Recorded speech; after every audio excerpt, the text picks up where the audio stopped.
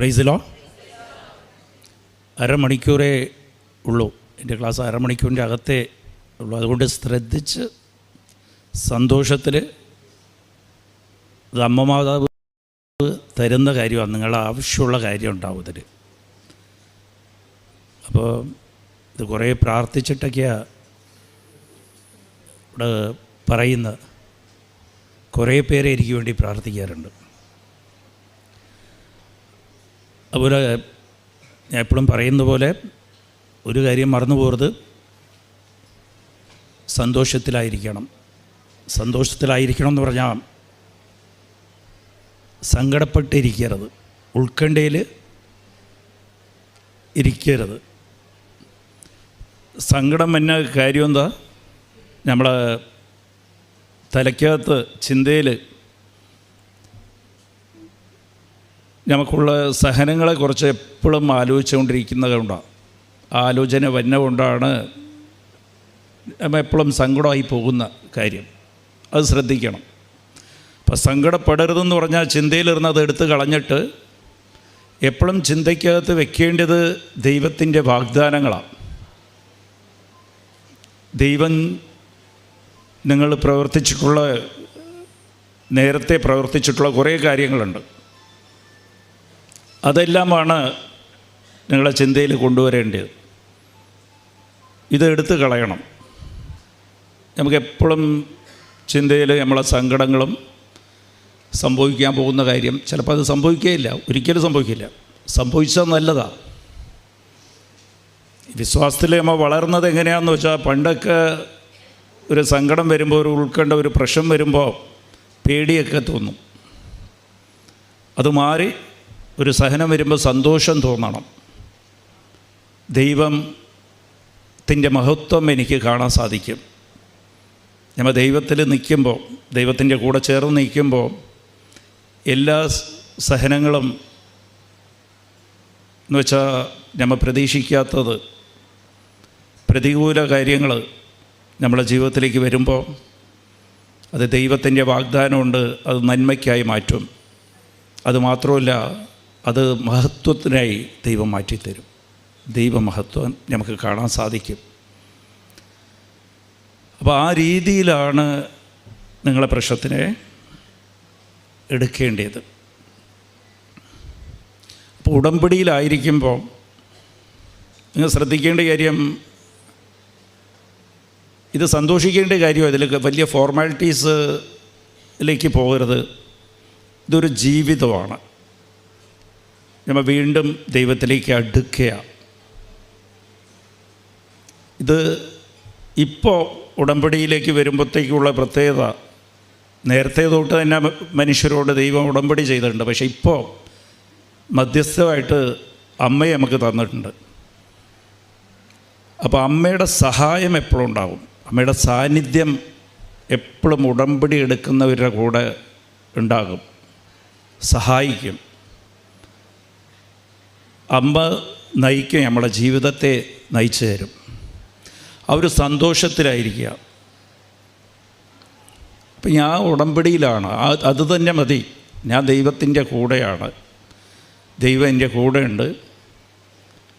അപ്പോൾ ഞാൻ ദൈവമായിട്ടുള്ളൊരു കോൺട്രാക്റ്റിലാണ്. അപ്പോൾ ദൈവത്തിൻ്റെ മകനും മകളുമാണ്. പിന്നെ ഇതിൽ ശ്രദ്ധിക്കേണ്ടത്, ഇതിലെല്ലാം ഒറ്റ കാര്യമുള്ളൂ, ഈ പ്രാർത്ഥനാ പുസ്തകം മാത്രമില്ല ഉടമ്പടി. നമ്മൾ കാലത്തെ എണിച്ച് 5 മണിക്ക് ചൊല്ലുന്ന പ്രാർത്ഥന ഇല്ല. പലവരും തെറ്റിദ്ധരിച്ചിരിക്കുക. ഈ മെഴുതിരി കത്തിച്ച് പ്രാർത്ഥന ചൊല്ലിക്കഴിഞ്ഞാൽ ഉടമ്പടിയായിന്ന് ഇല്ല. വചനം കൂടുതൽ ശ്രദ്ധിക്കണം. നിങ്ങൾക്ക് ഒരു സെലക്ഷൻ കിട്ടിയിരിക്കുക. പണ്ട് നിങ്ങൾ പാഠപുസ്തകം പഠിച്ചുകൊണ്ടിരുന്നത് 10ാം ക്ലാസ്സിലേക്കാണെങ്കിൽ 10ാം ക്ലാസ്സോ 8ാം ക്ലാസ് പാസ്സാകാൻ വേണ്ടിയിട്ടായിരിക്കും നമ്മൾ വചനം വായിച്ചത്. അത് പാഠപുസ്തകമാണെങ്കിൽ ഇപ്പോൾ നിങ്ങൾ IAS തിരഞ്ഞെടുത്തിരിക്കുക. അല്ല, ദൈവത്തിൻ്റെ ജോലിക്കാരായിട്ട്, ദാസനും ദാസിയായിട്ട് തിരഞ്ഞെടുത്തിരിക്കുക. അതിനു വേണ്ടി ജോലി ചെയ്യണം. ഉടമ്പടിയിലുള്ളവരെല്ലാം ദൈവത്തിൻ്റെ വിളി ഉണ്ട്. ദൈവ ജോലിക്ക് വേണ്ടി ദൈവം നമ്മളെ വിളിച്ചിരിക്കുക. ആ ഒരു സന്തോഷം നമുക്കുണ്ടാകണം, ആ ഒരു ബോധ്യം നമുക്കുണ്ടാകണം. അവബോധം ഉണ്ടാകണം. അപ്പോൾ അത് ശ്രദ്ധിക്കേണ്ടത് നമ്മൾ ദൈവത്തിൻ്റെ കൂടെ ചേർന്ന് നിൽക്കണം. അത് യോഹന്നാൻ ഇത് ശ്രദ്ധിച്ച് കേൾക്കണം. ഞാൻ പറയണം 15:7 ഈശോ പറയണത്, നീ എന്നിലും എൻ്റെ വചനം നിന്നിലും ഉണ്ടെങ്കിൽ നീ എന്ത് ചോദിച്ചാലും, നീ ആഗ്രഹിക്കുന്നത് ചോദിച്ചാലും ഞാൻ നിനക്ക് തരും. ഇത് നമ്മൾ കുറേ കേട്ടിട്ടുണ്ട്. അപ്പോൾ എന്ത് ചോദിച്ചാലും കിട്ടുക, ഞാൻ ആഗ്രഹിക്കുന്ന എന്ത് ചോദിച്ചാലും കിട്ടുക. ദൈവത്തിൻ്റെ കൂടെ ചേർന്ന് നിൽക്കുമ്പോൾ നിനക്ക് നന്മയുള്ളത് മാത്രമേ നീ ആഗ്രഹിക്കൂ. അത് ദൈവം നിനക്ക് പറഞ്ഞു തരും. നീ ഇത് ആഗ്രഹിക്കുക. ആഗ്രഹത്തിൻ്റെ നിയന്ത്രണം ദൈവത്തിൻ്റെ കയ്യിലായിരിക്കും. അത് ദൈവത്തിൻ്റെ പദ്ധതി അനുസരിച്ചായിരിക്കും. ജെറമ്യാ 29:11 ദൈവം വാഗ്ദാനം ചെയ്തിട്ടുള്ളത്, എനിക്ക് നിന്നെക്കുറിച്ചൊരു പദ്ധതിയുണ്ട്, അത് നിൻ്റെ നന്മയ്ക്കായിരിക്കും, ഏറ്റവും നന്മയ്ക്കായിരിക്കും. നിൻ്റെ അച്ഛനോ അമ്മയോ നിന്നെക്കുറിച്ചുള്ള പദ്ധതി, നിനക്ക് നിന്നെക്കുറിച്ചുള്ള പദ്ധതി കാളും ഏറ്റവും നല്ല പദ്ധതിയായിരിക്കും. അത് ദൈവത്തിൻ്റെ കൂടെ ചേർന്ന് നിൽക്കുമ്പോൾ, കൊളോഷ്യർ 2:10 പറയുന്നത്, ദൈവത്തിൻ്റെ കൂടെ ചേർന്ന് നിൽക്കുമ്പോൾ നിനക്ക് നിൻ്റെ ജീവിതം പരിപൂർണതയിൽ അനുഭവിക്കാൻ സാധിക്കും. നമുക്ക് പലവർക്കും അറിയില്ല ഞാൻ എന്ത് ജീവിതമാണ് ജീവിക്കുന്നത്, സന്തോഷം എന്താണെന്നറിയില്ല, സമാധാനം എന്താണെന്നറിയില്ല. ജീവിതത്തിൻ്റെ പരിപൂർണതയിൽ ജീവിക്കാൻ സാധിക്കും ദൈവത്തിൻ്റെ കൂടെ ജീവിക്കുമ്പോൾ. എപ്പോഴും തൃപ്തിയും സന്തോഷമായിരിക്കും, നിറഞ്ഞു നിൽക്കും, പേടിയുണ്ടാകില്ല, സംരക്ഷണമാണ്. അതാണ്, ഒന്നിനെക്കുറിച്ചൊരു പേടിയില്ല, ഉത്കണ്ഠയില്ല. അതൊക്കെ ദൈവം നോക്കിക്കോളും. എൻ്റെ കാര്യമേ ഇല്ല. കാലത്തെ എണീക്കുക, സമർപ്പിക്കുക, നടക്കുക. അത് നീ നിൻ്റെ കണ്ണുകൊണ്ട് കാണാൻ സാധിക്കും. ദൈവം നിന്നെ വഴി നടത്തുന്നത്, നയിക്കുന്നത് നിനക്ക് കാണാൻ സാധിക്കും. അതാണ് ദൈവരാജ്യത്തിൽ ജീവിക്കുക എന്ന് പറയുക. ദൈവമാണ് നിന്നെ രാജ്യം ചെയ്യണം. ദൈവത്തിൻ്റെ നിയന്ത്രണത്തിലാണ് നീ ജീവിക്കുന്നത്. ദൈവത്തിൻ്റെ ഇഷ്ടം നിന്നിലും ദൈവം നിറവേറ്റും. അതിൽ തടസ്സം നിൽക്കുന്ന വേറെ ആരുമില്ല, നമ്മൾ തന്നെയാണ്. ദൈവത്തിൻ്റെ ഇഷ്ടം, നമ്മളോടുള്ള ഇഷ്ടം നിറവേറ്റാൻ തടസ്സം നിൽക്കുന്നത് നമ്മൾ തന്നെയാണ്, വേറെ ആരുമില്ല. അപ്പം നമ്മൾ തന്നെ അനുവദിച്ചു കൊടുക്കണം. നമ്മൾ എപ്പോഴും ദൈവത്തിൻ്റെ നിയന്ത്രണത്തിൽ ദൈവം രാജ്യം ചെയ്യാൻ അനുവദിച്ചു കൊടുക്കണം. അതാണ് ദൈവരാജ്യത്തിൻ്റെ അകത്തായിരിക്കണം. ദൈവരാജ്യത്തിൻ്റെ അകത്താവുമ്പോൾ നീ ദൈവത്തിൻ്റെ അകത്താണ്. ഞാൻ എന്നിലും, ദൈവം നമ്മളുടെ അകത്താണ്. അപ്പോൾ അതിന് ചെയ്യേണ്ടത് ദൈവരാജ്യത്തിൻ്റെ അകത്ത് പ്രവേശിക്കപ്പെടണം. എന്ന് വെച്ചാൽ ദൈവത്തിൻ്റെ ഇഷ്ടം ദൈവം നമ്മളിൽ നടപ്പിലാക്കണം. പലവരും നമ്മളെല്ലാവരും തടസ്സം നിൽക്കുക. ദൈവത്തിന് വലിയ ആഗ്രഹം എൻ്റെ മകനെയും മകളെയും അവൻ ജീവിതത്തിൻ്റെ പരിപൂർണത അനുഭവിക്കണമെന്ന് ആഗ്രഹമുണ്ട്. പക്ഷെ അത് നമ്മൾ തന്നെ തടസ്സം നിൽക്കുക അതിനെ. അപ്പോൾ അത് ദൈവരാജ്യത്തിലേക്ക് പ്രവേശിക്കണമെങ്കിൽ എന്ത് ചെയ്യണം? ദൈവരാജ്യത്തിൽ വലുതാകണമെന്ന് വെച്ചാൽ ദൈവം ഏറ്റവും കൂടുതൽ ദൈവത്തിന് അനുവദിച്ചു കൊടുക്കണം. ദൈവം എല്ലാം നമ്മളെ രാജ്യം ചെയ്യാൻ അനുവദിച്ചു കൊടുക്കണം. അത് മത്തായി 18:3 പറയണം. നീ ശിശുവിനെ പോലെ, ഇന്നത്തെ വായന അതാണ്, നീ ശിശുവിനെ പോലെ ആകണം, എന്നാൽ നീ ദൈവരാജ്യത്തിൽ വലുതായിരിക്കും. കുഞ്ഞിനെ പോലെ മാറണം. അങ്ങനെ മാറിക്കഴിഞ്ഞാൽ നമുക്ക് അത് നമ്മളിപ്പോൾ ധ്യാനിക്കാം. അങ്ങനെ മാറിക്കഴിഞ്ഞാൽ നിനക്കറിയാൻ പറ്റും ദൈവം നിൻ്റെ കൂടെ നടക്കുന്നതും. നീ ചുവടെടുത്ത് വയ്ക്കുന്ന ഓരോ നീ ആഗ്രഹിക്കാത്ത സ്ഥലത്തൊക്കെ, നിനക്ക് വേണ്ടാത്ത സ്ഥലത്തൊന്നും പോകില്ല. എല്ലാം നന്മയ്ക്കായി അവസാനിക്കും. കൈപിടിച്ച് നടത്തും ദൈവം. നീ ഒന്നിനെ കുറച്ച് ഉത്കണ്ഠപ്പെടേണ്ട കാര്യമില്ല.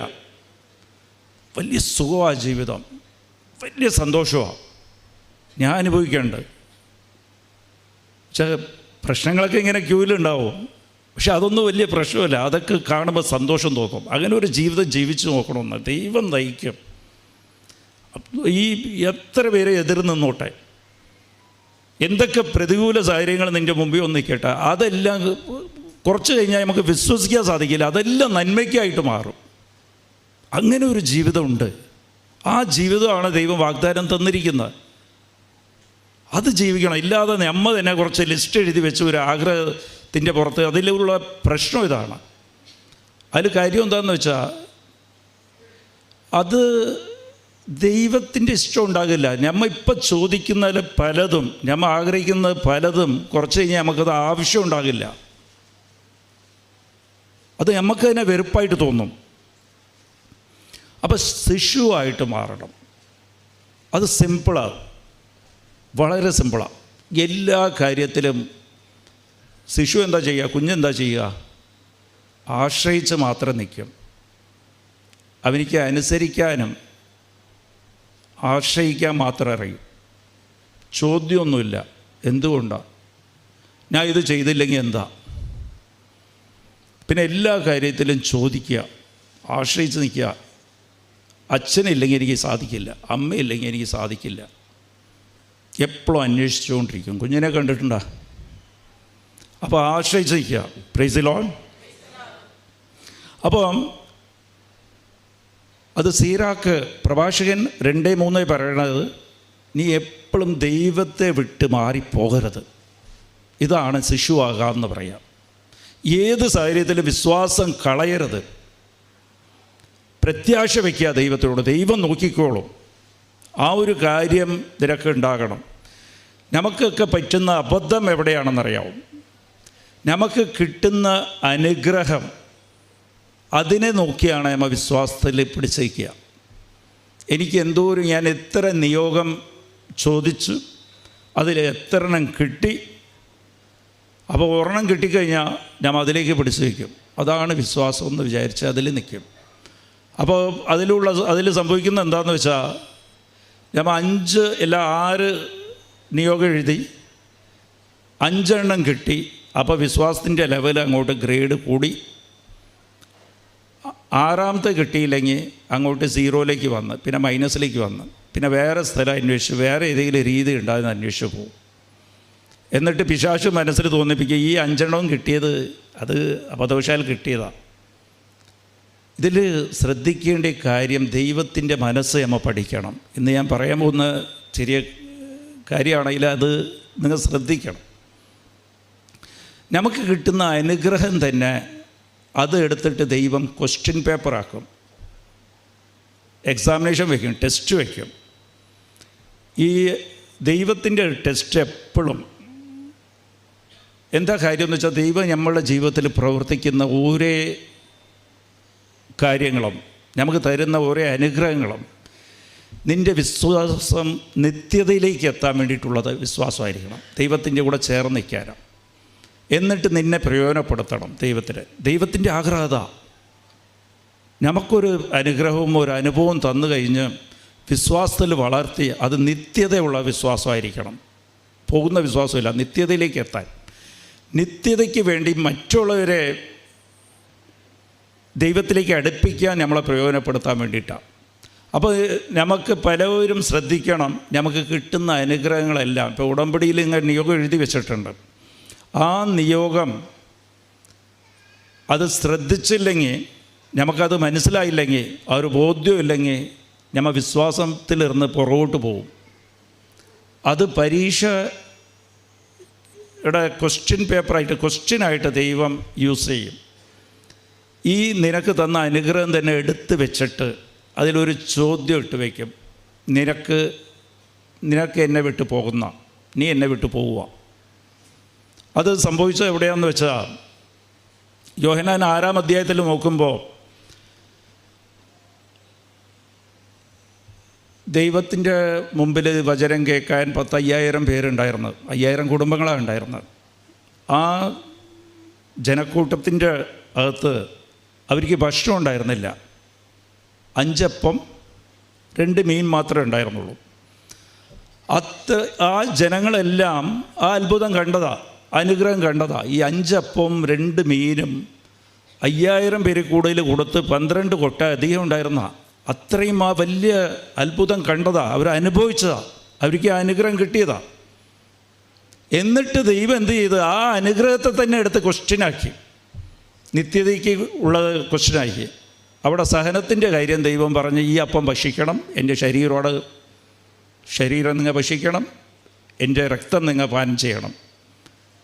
ഇത് കേട്ടപ്പോഴത്തേക്ക് ഇത് ക്വസ്റ്റ്യനായി, പരീക്ഷയായി. ഇത്രയും അത്ഭുതം കണ്ടവരെല്ലാം അതിനെ മറന്ന്. അടുത്തൊരു സഹനം വരുമ്പോഴത്തേക്കും മറക്കും. പക്ഷെ അത് ക്വസ്റ്റ്യൻ പേപ്പറായിരുന്നു. ദൈവം പിന്നെ ക്വസ്റ്റ്യൻ ചോദിച്ചത് എന്താണ്? ചോദ്യം ചോദിച്ചത് എന്താ? നീ എന്നെ വിട്ടു പോകുക. 6:66 നോക്കുമ്പോൾ അറിയാൻ പറ്റുമോ? 6:66 നീ എന്നെ വിട്ട് പോകുക, നീയും എന്നെ വിട്ടു പോകുകയെന്ന്. കുറേ പേര് പോയി. അവരൊക്കെ കണ്ടത് എന്താണെന്ന് വെച്ചാൽ എപ്പോഴും ഈ 12 കൊട്ടയും 5 അപ്പവും 2 മീനും 5000 പേർക്ക് കൊടുക്കുന്ന വലുതായി ചോദിക്കുമ്പോൾ ഒക്കെ ഭക്ഷണം കിട്ടിക്കൊണ്ടിരിക്കണം. ദൈവം ഇത് ചോദിക്കുന്നുണ്ട്, നീ നഷ്ടപ്പെടുന്ന അപ്പത്തിന് വേണ്ടി അധ്വാനിക്കരുതെന്ന് 6:27 പറയുന്നുണ്ട് യോഹന്നാൻ. അപ്പോൾ നമ്മളെല്ലാവരും അധ്വാനിക്കുന്ന അതിന് വേണ്ടിയിട്ടാണ്. ഈ പ്രാർത്ഥന ചൊല്ലുന്നതൊക്കെ ഈ നിയോഗത്തിന് വേണ്ടിയിട്ടാണ്. നമുക്ക് വേണ്ടിയത് ദൈവം തന്നെയാണ്. ദൈവത്തെ വിട്ട് ഞാൻ പോകരുത്. അത് ശ്രദ്ധിക്കണം ഉടമ്പടി എടുക്കുന്നവർ. എന്നോട് പലവരും കൗൺസിലിംഗ് പറയുന്നത്, ഞങ്ങൾ 6 നിയോഗം എഴുതി ബ്രദറെ, 5 എണ്ണം മാത്രം നടന്നുള്ളൂ, 1 കിട്ടിയിട്ടില്ല, അതുകൊണ്ട് ഞങ്ങൾ പുതുപ്പിക്കാൻ പോയാൽ. പുതുപ്പിക്കേണ്ടത് എപ്പോഴും പുതുപ്പിച്ച് ദൈവത്തിനെ കിട്ടാൻ, ദൈവം കൂടെ ഉണ്ടാകാൻ വേണ്ടിയാണ് പുതുപ്പിക്കേണ്ടത്. ഈ 5 എണ്ണവും ദൈവം ക്വസ്റ്റ്യൻ പേപ്പറായിട്ട് മാറ്റും. ലാസ്റ്റ് നിങ്ങൾക്ക് ക്വസ്റ്റ്യൻ എഴുതാൻ വേണ്ടിയിട്ട് മാറ്റും. ഇതങ്ങോട്ട് എടുക്കും. ഈ തന്ന അനുഗ്രഹം തന്നെ ദൈവം എടുത്ത് മാറ്റിവെക്കും. വീണ്ടും നിങ്ങൾക്കതിൽ പ്രശ്നം തോന്നുമ്പോഴത്തേക്കും തന്ന അനുഗ്രഹം ചിലപ്പോൾ ഒരു രോഗമായിരിക്കാം, കാലുവേദന മാറി, കുറച്ച് കഴിഞ്ഞാൽ ഇപ്പുറത്തെ കാലിൽ അതിനേക്കാളും കൂടുതൽ വേദന വന്നു. അപ്പോൾ വിശ്വാസം പോയി. ഇല്ല, വീണ്ടും ആ കാലുവേദന വന്ന് ദൈവത്തെ വിട്ടു പോകും. ഇതെൻ്റെ ജീവിതത്തിൽ, ഞാൻ ഇത് വെറുതെ ഇല്ല പറയണം, എവിടെയും കേട്ടിട്ട് പറയുന്നില്ല. എൻ്റെ ജീവിതം ഞാൻ പറഞ്ഞുതരാം. ഞാൻ ഈ അനുഭവം പറഞ്ഞിട്ടുള്ള, എന്നാലും ഇതിൻ്റെ കൂടെ ഈ അനുഭവം ചേർക്കാൻ പറ്റും. ഞാൻ എൻ്റെ ജീവിതത്തിൽ ഞാൻ പറഞ്ഞില്ലേ, വളരെ ബുദ്ധിമുട്ടി. എൻ്റെ ജീവിതം തുടങ്ങിയത് 400 രൂപ ശമ്പളത്തിനാണ്. തികയില്ല. ദിവസം ആദ്യം 300 രൂപ, ദിവസം 10 രൂപ ശമ്പളം, നടന്നു പോകണം. ആ കാലത്തും എനിക്ക് അമ്മ മാതാവിനെ മാത്രമേ അറിയാം, ഹൈന്ദവനായ ഞാൻ. അപ്പോൾ ഞാൻ ഒരു സ്ഥലത്ത് മറവക്കാടാണ്, എനിക്ക് അന്ന് കൃപാസനം അറിയില്ല. മറവക്കാട് പോയി പ്രാർത്ഥിക്കാൻ പോകും, വീട്ടിൽ ഇരുന്ന് നടന്നു പോകും. 17 കിലോമീറ്റർ ഉണ്ട്. 6 മണിക്കൂറൊക്കെ എടുക്കും ചിലപ്പോൾ പോയിട്ട് വരുമ്പോൾ. നടന്നു പോയി പ്രാർത്ഥിച്ചിട്ട് വരും. അതൊരു സമാധാനമാണ്. ഒരു ചെറിയ ബൈബിളും ഉണ്ട്. നന്മ നിറഞ്ഞ വരുമേ കൊന്തയൊന്നും ചൊല്ലാൻ അറിയില്ല ആ കാലത്ത്. അങ്ങനെ ഒരു ശീലമായിരുന്നു. പിന്നെ കുറേ കഴിഞ്ഞ് അതിനെ വളർന്നു വന്ന് പഠിത്തം കഴിഞ്ഞ് പിന്നെ ഒരു ജോലി കിട്ടി. ആ ജോലി ഇരുന്ന് ഞാൻ അമ്മയോട് ചോദിച്ച് എനിക്കൊരു ബിസിനസ് തുടങ്ങണമെന്ന്. ആ ബിസിനസ്സും അമ്മ തന്നു. അതൊന്നും ചോദിക്കാൻ പാടില്ല, ആരും ചോദിക്കാൻ സാധിക്കില്ല. അമ്മയോട് ചോദിച്ച് കിട്ടി. നമ്മൾ അതിനെക്കുറിച്ച് ചിന്തിച്ച് നോക്കിക്കഴിഞ്ഞാൽ ജോലിയിൽ എനിക്ക് പ്രൊമോഷൻ കിട്ടണം, 1500 രൂപ ഇപ്പോൾ ശമ്പളമുണ്ട്, ഒരു 3000 കിട്ടിട്ടെന്നല്ലേ ചോദിക്കാവൂ. ഞാൻ ചോദിച്ച ബിസിനസ് എന്ന് പറഞ്ഞാൽ എൻ്റെ കയ്യിൽ 1000 രൂപ പോലും എടുക്കാനില്ല. ഒരു രജിസ്ട്രേഷൻ എടുക്കണമെങ്കിൽ 5000 രൂപ വേണം, അതുമില്ല. പിന്നെ ഗവൺമെൻറ് ടെൻഡർ ഇടണമെങ്കിൽ 50000 രൂപ EMD വേണം, ആ പൈസയും ഇല്ല. പക്ഷെ അമ്മ അതെല്ലാം റെഡിയാക്കി തന്നു. ഒരു പൈസ ഇല്ലാതെ തന്നെ വേറെ ആളെ എനിക്കൊന്ന് മുട്ടിച്ച് തന്നാൽ അവർ തന്നെ എനിക്ക് പൈസ ഇട്ടിട്ട് കമ്മീഷനിൽ ബിസിനസ് ചെയ്യാൻ തുടങ്ങി. അങ്ങനെ എൻ്റെ പേരിൽ ബിസിനസ്സായി. അപ്പോൾ എനിക്ക് വലിയ സന്തോഷമാണ്. എപ്പോഴും പോകും. നടന്നു പോയിക്കൊണ്ടിരുന്ന പിന്നെ സൈക്കിൾ വാങ്ങിച്ച്, പിന്നെ ബൈക്ക് വാങ്ങിച്ച് അതിനെ അമ്മയുടെ അടുത്ത് പോകുമായിരുന്നു. അങ്ങനെ പോകുമ്പോൾ ഞാൻ ബിസിനസ് തുടങ്ങിക്കഴിഞ്ഞ് പിന്നെ പോകുമ്പോൾ ഞാൻ നോക്കുമ്പോൾ എൻ്റെ ഒരു സുഹൃത്ത്, അവിടെ ഞാൻ പരിചയപ്പെട്ട ആൾ, എപ്പോഴും അവിടെ ഈ കല്ലും വെച്ചുകൊണ്ട്, മെറ്റൽ കല്ലില്ലേ, ചെറിയ കല്ല് വെച്ച് അതിൽ മുട്ടിപ്പേ നിൽക്കും. അപ്പോൾ എനിക്ക് ഭയങ്കര വിശ്വാസം അയാളെ കാണുമ്പോൾ. ഇങ്ങനെ കൈയും മുകളിൽ വെച്ച് മുട്ടിപ്പേ നിന്ന് ഇങ്ങനെ പ്രാർത്ഥിക്കും, കൊന്ത ചൊല്ലും. എനിക്ക് കൊന്ത അറിയില്ല, എന്നിട്ട് കുറേ പ്രാർത്ഥന ചൊല്ലും. അപ്പോൾ ഞാൻ പോയിട്ട് എൻ്റെ നിയോഗമൊക്കെ പുള്ളിക്കാരനോട് പറയും, ഞാനും ഇവിടെ മുട്ടിപ്പേ നിൽക്കും. പക്ഷേ കല്ലിൽ നിൽക്കാനൊന്നും സാധിച്ചില്ല. ട്രൈ ചെയ്ത് നോക്കി, ഭയങ്കര വേദന, ഞാൻ നിൽക്കില്ല. അപ്പോൾ അങ്ങനെ പ്രാർത്ഥിച്ച് ഒരു 3 കൊല്ലം ആയിട്ടുണ്ടാവും. ഞാൻ പോവും, ഇയാളെ പരിചയപ്പെടും, എൻ്റെ കാര്യങ്ങൾ പറയും, പ്രാർത്ഥിക്കും. അപ്പോൾ എനിക്കും ഒന്നുമില്ലായ്മയിലിരുന്ന ഒരു ചെറിയ വീട് വാങ്ങിക്കാൻ സാധിച്ച് 10-25 ലക്ഷം രൂപ എൻ്റെ കയ്യിൽ പണവും ചേർന്ന് കച്ചവടത്തിൽ ഞാൻ ഇട്ട് വെച്ചിരിക്കുക ഒരു 3 കൊല്ലമായിട്ട്. അപ്പോൾ ഇത്രയും കാര്യങ്ങൾ മാതാവ് നല്ല രീതിയിൽ നടത്തിക്കൊണ്ടിരിക്കുക. പിന്നെയാണ് ടെസ്റ്റ് പേപ്പർ വയ്ക്കണം. കിട്ടുന്ന അനുഗ്രഹം എന്താണ്? ഈ കച്ചവടം തന്ന്, ഈ ജീവിതം തന്ന്. ഒരു ദിവസം പോയപ്പോഴത്തേക്ക് ഇയാൾ എന്നോട് പറഞ്ഞ്, തൊട്ടടുത്തുള്ള ഇവിടുത്തെ ഒരു 3-4 കൊല്ലമായിട്ട് ഈ ഇടവകയായിട്ട് പ്രശ്നമായിട്ട് ഈ പള്ളിയിൽ പെരുന്നാൾ നടക്കുന്നില്ല. ഇപ്പോൾ പ്രശ്നം തീർന്ന് ഈ കൊല്ലം സെപ്റ്റംബറിൽ പെരുന്നാളാണ്, 8-ാം തീയതി പെരുന്നാളാണ്. പക്ഷേ സ്പോൺസർ ആരും കിട്ടിയിട്ടില്ല. വിജയകുമാർ ചെയ്യുവാന്ന് എന്നോട് ചോദിച്ചു. ഞാൻ പറഞ്ഞു ഞാൻ ഹൈന്ദവനല്ലേ, അപ്പോൾ അച്ഛനെ പോയി കാണാമെന്ന് പറഞ്ഞ് ഞങ്ങൾ രണ്ടുപേരും അവിടുത്തെ ഇടവക അച്ഛനെ പോയി കണ്ടപ്പോൾ അച്ഛനോട് പറഞ്ഞപ്പോൾ അച്ഛൻ പറഞ്ഞ് ചെയ്യാം, കുഴപ്പമില്ല, ഹൈന്ദവനല്ലേ, കുഴപ്പമില്ല, മാതാവിൽ വിശ്വാസമല്ലേ. അപ്പോൾ ഞാൻ ചോദിച്ചു എത്ര രൂപയാവുമെന്ന്. ചോദിച്ചു ഒരു 50,000 രൂപ അടുപ്പിച്ചാവും ചിലവാകുമെന്ന്. അത് അപ്പം ചെയ്താൽ മതി എന്ന് പറഞ്ഞു. ഓക്കെ എന്ന് ഞാൻ പറഞ്ഞു. 50,000 മാതാവ് ഇത്രയും തന്നിട്ടില്ലേ എനിക്ക്. അപ്പോൾ 10-25 ലക്ഷം രൂപ ബിസിനസ്സിൽ കിടക്കുക. ഞാൻ 50,000 രൂപ എന്ന് പറഞ്ഞ് എഴുതി, എൻ്റെ പേര് എഴുതി ഫോൺ നമ്പറൊക്കെ കൊടുത്ത് പോന്ന്. ഇത് കഴിഞ്ഞപ്പോഴാണ് ടെസ്റ്റ് പേപ്പർ മാതാവ് വയ്ക്കുന്നത്. ഞാൻ തന്നെ അനുഗ്രഹമില്ലേ, അനുഗ്രഹം ദൈവം തരുമ്പോൾ അത് ക്വസ്റ്റ്യൻ പേപ്പറായിട്ട് മാറും കേട്ടോ. അത് ചിലപ്പോൾ ദൈവം അതിലേക്ക് തന്നെ തൊടും. അത് ശ്രദ്ധിക്കണം. ഇതിൽ ആരൊക്കെയോ ഉണ്ട് സാക്ഷ്യം പറഞ്ഞിട്ട് പ്രശ്നമായല്ലോ, അപ്പോൾ അത് അബദ്ധമായി പോയാൽ സാക്ഷ്യമില്ല, ഇതിലെന്ത് സത്യമുണ്ടെന്നൊക്കെ ചോദിക്കും. ഇല്ല, നിന്നെ ഇനിയും വളർത്താൻ വേണ്ടിയിട്ടാണ്. Price the Lord. അപ്പോൾ ഞാൻ ഇങ്ങനെ എടുത്തു കഴിഞ്ഞപ്പോൾ 1 മാസം 1.5 മാസം ആയപ്പോൾ ഒരു ദിവസം ടെലിഗ്രാം വന്ന്, അന്നൊന്നും മെയിലില്ല, ടെലിഗ്രാം വീട്ടിലേക്ക് വന്ന് 65 ലക്ഷം രൂപ ഗവൺമെൻറ്റിലേക്ക് കെട്ടിവെക്കണം. ഞാൻ സപ്ലൈ ചെയ്ത സാധനം എല്ലാം മോശമാണ്, അത് കാലിത്തീറ്റയ്ക്കേ കൊടുക്കാൻ പറ്റുള്ളൂ എന്ന് പറഞ്ഞാൽ അവർ ആരൊക്കെയോ പ്രശ്നം ഉണ്ടാക്കിയിട്ട് എനിക്കെതിരെ പ്രശ്നം ഉണ്ടാക്കിയതാണ്. 65 ലക്ഷം രൂപ കെട്ടിയില്ലെങ്കിൽ കേസ് എടുക്കും, അറസ്റ്റാവുമെന്ന് പറഞ്ഞ് വന്നു. അന്ന് എൻ്റെ ഭാര്യ ഇവിടെ ഇല്ല, മോനെ പ്രസവിക്കാൻ നാട്ടിൽ പോയിരിക്കുക, ഞാൻ തനിച്ചാണ്. അപ്പോൾ ടെലിഗ്രാം വന്നറിഞ്ഞിട്ട് ഞാൻ ഇപ്പോൾ വീട്ടിൽ ഉണ്ടായിരുന്നില്ല. എന്നിട്ട് അത് പോയി സ്വീകരിച്ച അടുത്ത വീട്ടിൽ വാങ്ങിക്കാൻ പറഞ്ഞു. അത് പോയി നോക്കിയപ്പോഴത്തേക്ക് പ്രശ്നമായി. വിളിച്ചു ചോദിച്ചപ്പോഴത്തേക്ക് പ്രശ്നമാണെന്ന് പറഞ്ഞു. എനിക്ക് ഒരാളെ അറിയില്ല. ഞാൻ വാതിൽ തുറന്ന് അവിടെ മാതാവിൻ്റെ ഒരു സ്വരൂപമുണ്ട്, ചെറുത് രൂപമുണ്ട്. കണ്ണീരോടെ അവിടെ മുട്ടിപ്പേ നിന്ന് എന്ത് ചെയ്യും, നാട് വിട്ട് പോകണം. നാട് വിട്ട് പോയാൽ എവിടെ വരെ പോകാൻ പറ്റും, കയ്യിൽ 10 പൈസയില്ല. അപ്പോൾ ഭാര്യയും കുഞ്ഞും എന്താകും, 2 മക്കളാണ്, എവിടെ പോകും. എന്നാലും ഞാൻ ഇതൊക്കെ ചിന്തിക്കുന്ന മുട്ടിപ്പേ നിന്ന് മാതാവിൻ്റെ മുമ്പിൽ വെച്ചിട്ടാണ്. ആദ്യം ശ്രദ്ധിക്കേണ്ടത് ദൈവത്തിൻ്റെ മുമ്പിൽ പോകണം. അപ്പുറത്ത് മാറിയിരുന്ന് എന്ത് പ്രശ്നം പ്രതികൂല കാര്യം വന്നാലും കൊന്ത കയ്യിലെടുക്കുക, മാതാവിൻ്റെ മുമ്പിൽ പോയിരിക്കുക, ദൈവത്തിൻ്റെ മുമ്പിൽ ഇരിക്കുക. Price the Lord. പിന്നെ അത് കഴിഞ്ഞ് ചിന്തിച്ചാൽ മതി. ഞാൻ അവിടെ ചിന്തിച്ചുകൊണ്ടിരിക്കുമ്പോൾ അമ്മ എനിക്ക് ഓർമ്മപ്പെടുത്തി തന്ന്, നീ അകത്ത് പോയി കഴിഞ്ഞാൽ 50,000 രൂപ നീ പെരുന്നാൾ ഏറ്റെടുത്തിരിക്കുകയില്ല, അതെന്ത് ചെയ്യുമെന്ന് ചോദിച്ചു. ഞാൻ അപ്പോഴാണ് എനിക്ക് ഓർമ്മ വന്നത്. ഞാൻ നേരെ പോയി, എനിക്ക് 2 അക്കൗണ്ട് ഉണ്ട്, ഒന്ന് ING വൈശ്യ ബാങ്കും ഒന്ന് യൂക്കോ ബാങ്ക്. നോക്കുമ്പോഴത്തേക്ക് യൂക്കോ ബാങ്കിൽ കാശ് കിടപ്പില്ല, ING വൈശ്യയിൽ ഒരു 60,000 രൂപ കിടപ്പുണ്ട്, ബിസിനസ്സിൻ്റെ പൈസയാണ്. അന്ന് രാത്രി 9:30 ഞാൻ അപ്പം തന്നെ അതിൻ്റെ മാനേജർ എനിക്ക് പരിചയമുള്ള, ഞങ്ങളുടെ വീടിൻ്റെ അടുത്താണ്.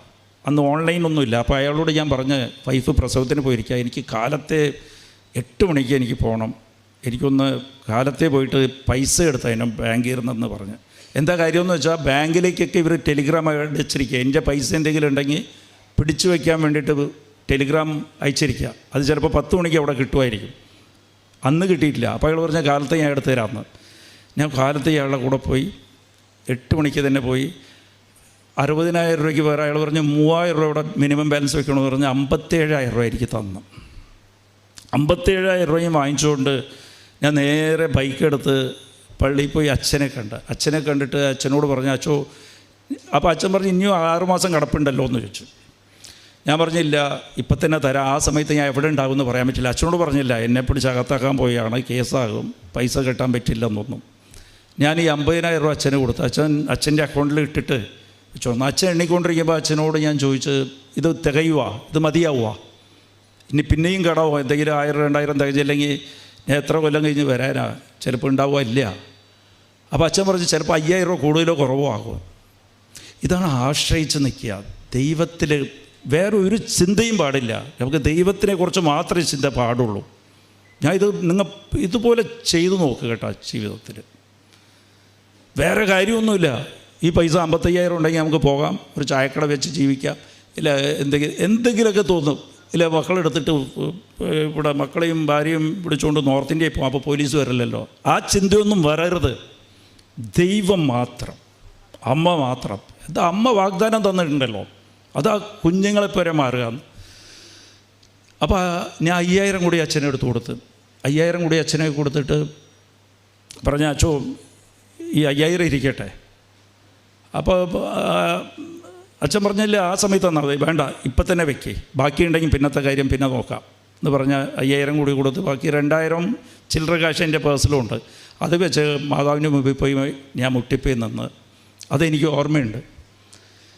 പക്ഷേ ഇതിൽ തമാശ എന്താണെന്ന് വെച്ചാൽ പരീക്ഷ പാസ്സായി, അവിടെ വെച്ച് മാതാവ് പാസ്സാക്കി വിട്ട്. പരീക്ഷ പാസ്സായി. ഈ അനുഗ്രഹത്തെ എടുത്താണ് ക്വസ്റ്റ്യൻ പേപ്പർ സെറ്റ് ചെയ്ത അനുഗ്രഹം എനിക്ക് 100 ഇരട്ടിയായിട്ട് തിരിച്ചു തന്നു. അടുത്ത മാസം എൻ്റെ കച്ചവടം നടന്ന് അത് ടോപ്പായി. അന്ന് വരെ ചെയ്ത കച്ചവടത്തിനേക്കാളും നമ്പർ 1 ആക്കി വിട്ട് അമ്മ മാതാവ്. അതൊക്കെ വേറെ വിഷയം. പക്ഷേ പെരുന്നാൾ വന്നപ്പോൾ എൻ്റെ മോൻ ജനിച്ച് മെയ് മാസമാണ് ജനിച്ചത്. അവൻ ജനിച്ചപ്പോൾ അവൻ്റെ കാലിൽ ചെറിയ പ്രശ്നമുണ്ടായിരുന്നു. അപ്പോൾ സെപ്റ്റംബറിൽ ഡോക്ടർ 3 മാസം കഴിഞ്ഞപ്പോൾ ഓപ്പറേഷൻ വെച്ചിരുന്നു. ഈ സെപ്റ്റംബർ 7-ാം തീയതി 8-ാം തീയതിയാണ് ഓപ്പറേഷൻ കറക്റ്റായിട്ട് സെറ്റ് ചെയ്തത്. അപ്പോൾ അന്ന് ഞാൻ ഉണ്ടാകണം, ഞാൻ ഒപ്പിട്ട് കൊടുക്കണം, ഞാൻ അവിടെ ഉണ്ടാകണം. അപ്പോൾ ഇവിടെ പെരുന്നാളിന് അച്ഛൻ എന്നെ വിളിച്ച്, അവിടെ പ്രസിദ്ധിയായിട്ട് നിൽക്കേണ്ടത് വിജയകുമാറാണ്, വിജയകുമാറല്ലേ സ്പോൺസർ ചെയ്തതെന്ന്. അപ്പോൾ ഞാൻ പറഞ്ഞു എനിക്ക് വരാൻ പറ്റില്ല ചോ, ഇന്ന് ഓപ്പറേഷനാണ്. എൻ്റെ സുഹൃത്തുണ്ട്, ആ സുഹൃത്തിനെ പ്രസിദ്ധിയായിട്ട് നിർത്തുക എന്ന് ഞാൻ പറഞ്ഞു. Price the Lord.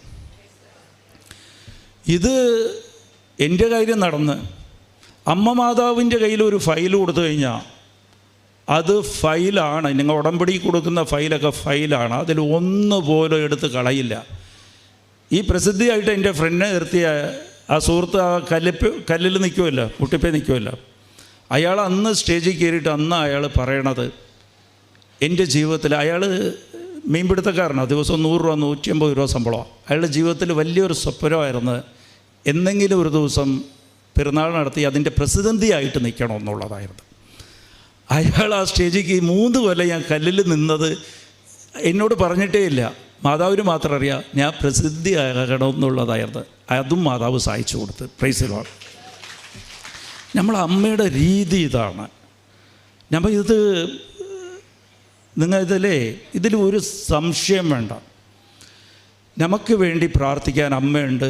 അമ്മയ്ക്ക് ആ വഴിയെല്ലാം അറിയാം. എൻ്റെ ജീവിതത്തിൽ ഏറ്റവും വലിയ പ്രോബ്ലം ഒരു കാര്യം കൂടി പറയാം. ഈ ഫയലെന്ന് പറയണ വലിയ വിഷയമാണ് അമ്മ ഫയലാക്കി വയ്ക്കുന്നത്. അപ്പോൾ എനിക്കൊരു ഹോട്ടൽ അമ്മ തന്നായിരുന്നു, ഒരു 3 സ്റ്റാർ ഹോട്ടൽ. എന്നും തലവേദനയാണ്. പക്ഷെ അവിടെ ആ കൂടി എന്താണെന്ന് വെച്ചാൽ പ്രാർത്ഥന നടക്കും. അവിടുത്തെ ഹാളിൽ ഞങ്ങൾ പ്രാർത്ഥന നടത്തും. എന്നാലും സ്റ്റാഫിനെ കുറിച്ച് തലവേദനയാകുമ്പോഴത്തേക്കും ഞാൻ അവിടെ നിന്ന് ഇത് വിറ്റുപോകാൻ വേണ്ടി പ്രാർത്ഥിക്കും. വിൽക്കാൻ ബുദ്ധിമുട്ടാണ് അവിടെ. വിറ്റുപോകാൻ വേണ്ടി ഞാൻ പ്രാർത്ഥിക്കും. പകുതി വിലയും ചോദിക്കും. എന്നാൽ അതിലെങ്കിലും കൊടുക്കാമെന്ന് പറഞ്ഞാൽ പോകില്ല. പിന്നെ അതിലുള്ള കുഴപ്പം എന്താണെന്ന് വെച്ചാൽ ഞാൻ പ്രാർത്ഥിക്കാതിരിക്കുമ്പോൾ എനിക്ക് തോന്നും, ഞാൻ ആദ്യമൊക്കെ നല്ല മനസ്സോടെ പ്രാർത്ഥിക്കും, ഇത് വിറ്റ് പോട്ടെ. പിന്നെ ഇങ്ങനെ മനസ്സ് വരും, ഇത് വിറ്റ് പോയാൽ ഈ സിറ്റിക്ക് സെൻട്രലുള്ള സ്ഥലമല്ലേ, ശരിയാവുക എന്നിങ്ങനെ തോന്നും. അപ്പോൾ അതിൻ്റെ ഗ്രേഡ് അങ്ങോട്ട് കുറയ്ക്കും. വേണമെങ്കിൽ വിൽക്കട്ടെ, ഇല്ലെങ്കിൽ വിൽക്കേണ്ട, ഇല്ല ഇത് നന്നാക്കി താ, സ്റ്റാഫിനൊക്കെ നല്ലൊരു മാനേജരൊക്കെ താന്ന് പറയും. അപ്പോൾ പ്രാർത്ഥന ഡൈല്യൂട്ടായി. Price the Lord. അപ്പോൾ പ്രാർത്ഥന ശരിയാവില്ല. എപ്പോഴും പ്രാർത്ഥിക്കാതിരിക്കും. പ്രാർത്ഥിക്കാൻ തുടങ്ങുന്നതൊക്കെ മര്യാദയ്ക്ക് തുടങ്ങും. അവസാനമാകുമ്പോഴത്തേക്കും എന്തിനാണ് ഞാൻ വിൽക്കണമെന്ന് പറയും. തീർന്നത് വിൽക്കേണ്ട ദൈവമേ എന്ന് പറയും. Price the Lord. അങ്ങനെയായിപ്പോൾ നമ്മൾ ശ്രദ്ധിക്കണേ, പ്രാർത്ഥിക്കുമ്പോൾ ശ്രദ്ധിക്കണം, നിൻ്റെ ഇഷ്ടം നിറവേറട്ടെ എന്ന്.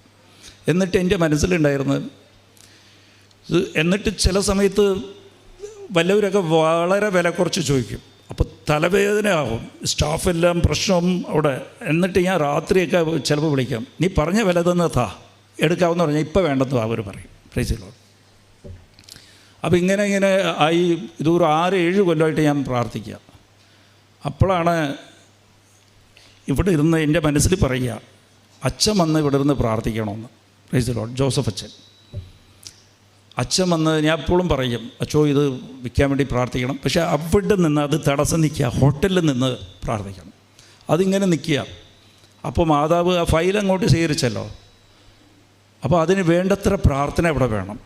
അച്ഛന് കോവിഡ് കൊടുത്ത് അമ്മ മാതാവ്, പ്രൈസ് ദി ലോർഡ്. അപ്പോൾ അച്ഛൻ നേരെ കോവിഡ് വന്നപ്പോൾ കോവിഡിൽ അച്ഛൻ നേരെ അവിടെ വന്നു. അപ്പോൾ അവിടെ വന്ന് ടെസ്റ്റൊക്കെ എടുത്ത് കോവിഡ് പോസിറ്റീവാണ്. പോസിറ്റീവായപ്പോഴത്തേക്കും എനിക്ക് സങ്കടമുണ്ട്, പിന്നെ അച്ഛൻ ഹോട്ടലിൽ വന്ന് സന്തോഷമുണ്ട്. അച്ഛന് ഒരു റൂം, തനിയെ ഒരു റൂം കൊടുത്ത്, അവിടുത്തെ മെയിൻ റൂം അവിടെ കൊടുത്ത് അച്ഛനെ അവിടെ ആക്കി. എന്നിട്ട് ഞാൻ പറഞ്ഞു, അച്ഛോ അച്ഛൻ ഇവിടെ നിന്ന് പോകുമ്പോഴത്തേക്കും എനിക്ക് ഈ ഹോട്ടൽ വിറ്റിരിക്കണം കേട്ടോ, അച്ഛൻ ഇരുന്ന് പ്രാർത്ഥിക്കണം, എനിക്ക് അമ്മ മാതാവായിട്ട് കൊണ്ടുവന്ന. അതിൻ്റെ ഇടയ്ക്ക് ഇങ്ങനെ പറഞ്ഞു അച്ഛനോട്. അച്ഛൻ പറഞ്ഞു ശരി പ്രാർത്ഥിക്കാമെന്ന്.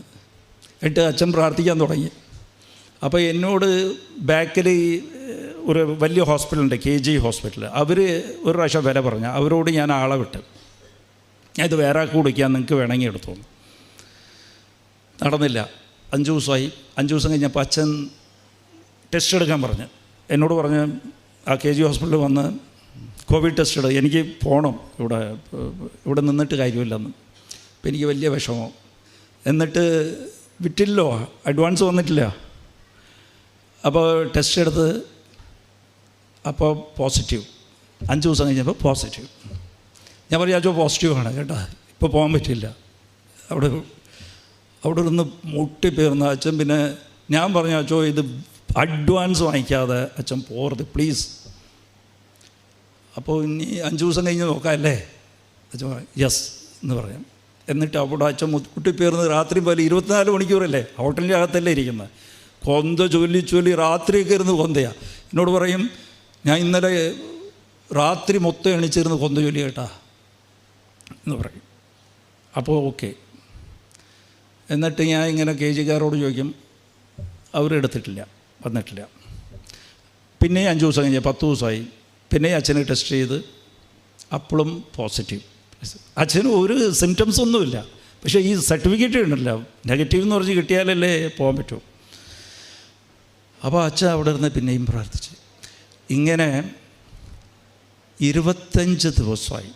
24ാമത്തെ ദിവസമായപ്പോഴത്തേക്കും അവരെനിക്ക് 90 ലക്ഷത്തിൻ്റെ അഡ്വാൻസിൻ്റെ ചെക്ക് എഴുതി എനിക്ക് തന്ന്. പ്രാർത്ഥനയുടെ ഫലമാണ് ഞാൻ പറയുക, പ്രാർത്ഥന കൊണ്ട് നേടിയെടുക്കാൻ പറ്റും. 25ാം ദിവസം അച്ഛനെ ടെസ്റ്റ് ചെയ്തപ്പോഴത്തേക്കും നെഗറ്റീവുമായി. Praise the lord. ഇത് ഒരു തീരുമാനമാണ്, ഒരു നിലപാടാണ് നമ്മൾ എടുക്കണം. ഉടമ്പടിയിലാണെങ്കിലും ഇങ്ങനെയാണ്, എനിക്ക് നീ മതി അമ്മ, ഈശോയെ നീ മാത്രം മതി എനിക്ക്. ഈ നിയോഗമൊക്കെ നിൽക്കട്ടെ, അതൊക്കെ നീ തരാതിരിക്കും. പക്ഷേ അത് ചോക്ലേറ്റ് തന്നെ പോലെയാണ്. പിള്ളേർക്ക് സ്കൂളിലേക്ക് LKGയിലേക്ക് വിളിക്കാൻ ചിലപ്പോൾ പോകുന്ന ദിവസം തന്നെ കുറച്ച് ചോക്ലേറ്റ്, ഐസ്ക്രീം ഇതൊക്കെ തരുമല്ലോ. ദൈവത്തിലേക്ക് അടുക്കാൻ വേണ്ടിയിട്ടാണ് ഈ നിയോഗങ്ങൾ. ആ നിയോഗത്തെ ശ്രദ്ധിക്കണം. നിയോഗം അനുഗ്രഹമായിട്ട് മാറുമ്പോഴത്തേക്ക് ദൈവം അത് ടെസ്റ്റ് പേപ്പറായിട്ട് മാറ്റുമ്പോഴത്തേക്കും പത്രോസ് പറഞ്ഞ പോലെ പറയും, ദൈവമേ നിന്നെ ജീവൻ തരുന്ന വചനം നിൻ്റെ അടുത്താണുള്ളത്, ഞാൻ എവിടെ പോകും? നീ എനിക്ക് നിത്യത, നീ ഇല്ലാതെ ഞാൻ എവിടെ പോകാനാണ്? എനിക്ക് ഒന്നുമില്ലെങ്കിലും നീ മതി ദൈവമേ, എനിക്ക് നിന്നെ വിട്ട് പോകാൻ സാധിക്കില്ല. അതാണ് യഥാർത്ഥത്തിൽ ഉടമ്പടി. ദൈവമായിട്ട് നിന്നെ വിട്ട് ഞാൻ പോകില്ല എന്ന് പറയുന്നതാണ് ഉടമ്പടി. Price the Lord, price the Lord, price the Lord.